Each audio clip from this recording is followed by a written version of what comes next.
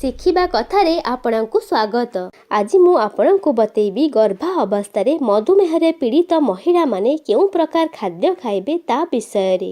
ଗର୍ଭା ଅବସ୍ଥାରେ ମଧୁମେହରେ ପୀଡ଼ିତ ମହିଳାମାନେ ପୁଷ୍ଟିକର ଆହାର ନେବା ଅତ୍ୟନ୍ତ ଜରୁରୀ ହୋଇଥାଏ, କାରଣ ଗର୍ଭବତୀ ମା ଗ୍ରହଣ କରୁଥିବା ଖାଦ୍ୟର ସିଧା ପ୍ରଭାବ ଗର୍ଭସ୍ଥ ଶିଶୁ ଉପରେ ପଡ଼ିଥାଏ। ପ୍ରତିଦିନ ଖାଦ୍ୟରେ ପ୍ରୋଟିନଯୁକ୍ତ ଖାଦ୍ୟ ସାମିଲ କରନ୍ତୁ। ଫାଷ୍ଟ ଫୁଡ୍, ପ୍ରୋସେସ୍ ଫୁଡ୍ ବା ପ୍ୟାକେଟ୍ ଫୁଡ୍ରୁ ଦୂରେଇ ରୁହନ୍ତୁ। ତେଲ ମସଲାରୁ ନିଜକୁ ଦୂରେଇ ରଖନ୍ତୁ। ଅଧିକାଂଶ ମହିଳା ଗର୍ଭବତୀ ଥିବା ସମୟରେ ନିଜ ଖାଦ୍ୟପେୟକୁ ନେଇ ଚିନ୍ତିତ ଥାଆନ୍ତି। ଏହି ସମୟରେ ଖାଦ୍ୟପେୟରେ ଅନେକ ପରିବର୍ତ୍ତନ ଆସିଥାଏ। ସାଧାରଣତଃ ଗର୍ଭ ଅବସ୍ଥାରେ ମା ନିଜ ପାଇଁ ଏବଂ ଗର୍ଭାଶୟରେ ଥିବା ଶିଶୁ ପାଇଁ ଖାଦ୍ୟ ଖାଇଥାଏ। ଯଦି ଗର୍ଭ ଅବସ୍ଥାରେ ମାଆକୁ ମଧୁମେହ ହୋଇଥାଏ, ତେବେ ମାଆକୁ ନିଜ ଖାଦ୍ୟ ଉପରେ ଅଧିକ ଗୁରୁତ୍ୱ ଦେବାକୁ ପଡ଼ିଥାଏ।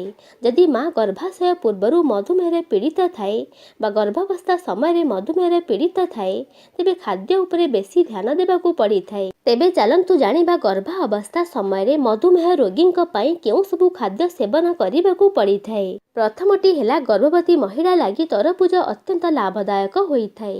ତରଭୁଜରେ ଜଳର ପରିମାଣ ବେଶୀ ଥାଏ। ତରଭୁଜ ଶରୀରରେ ସୁଗାରର ମାତ୍ରାକୁ କମ୍ କରିଥାଏ। ଖଟା ଜାତୀୟ ଫଳ ରସକୁ ସେବନ କରିବା ଉଚିତ ନୁହେଁ। ଫଳଟି ସମ୍ପୂର୍ଣ୍ଣ ପାଚିବା ପରେ ଖାଇବା ମଧୁମେହ ରୋଗୀଙ୍କ ପାଇଁ ଭଲ ହୋଇଥାଏ।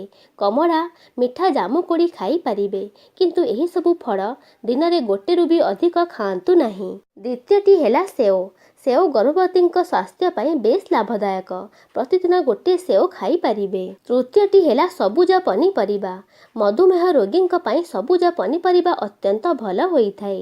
ପ୍ରତିଦିନ ନିଜ ଖାଦ୍ୟରେ ସବୁଜ ପନିପରିବା, ପାଳଙ୍ଗ ଶାଗ, ସଜନା ଶାଗ, ବ୍ରୋକୋଲି, କାକୁଡ଼ି ଆଦି ଖାଦ୍ୟରେ ସାମିଲ କରନ୍ତୁ।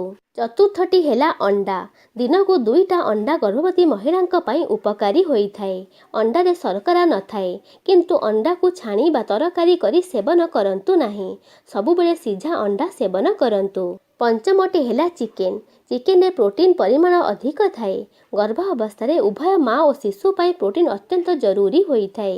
ମଧୁମେହରେ ପୀଡ଼ିତ ଗର୍ଭବତୀ ମହିଳାଙ୍କ ପାଇଁ ଚିକେନ ଲାଭଦାୟକ ହୋଇଥାଏ। ଏହା ଥିଲା ଗର୍ଭ ଅବସ୍ଥାରେ ମଧୁମେହରେ ପୀଡ଼ିତ ମହିଳାମାନଙ୍କ ପାଇଁ ଖାଦ୍ୟ। ଯଦି ଏହି ଭିଡ଼ିଓଟି ଭଲ ଲାଗିଲା ତେବେ ଏହାକୁ ଲାଇକ୍ କରନ୍ତୁ ଏବଂ ସାଙ୍ଗମାନଙ୍କ ସହିତ ସେୟାର କରନ୍ତୁ ଏବଂ ଏହିଭଳି ହେଲ୍ଥ ସମ୍ବନ୍ଧୀୟ ଭିଡ଼ିଓ ଦେଖିବା ପାଇଁ ମୋ ଚ୍ୟାନେଲକୁ ସବସ୍କ୍ରାଇବ୍ କରନ୍ତୁ। ଧନ୍ୟବାଦ।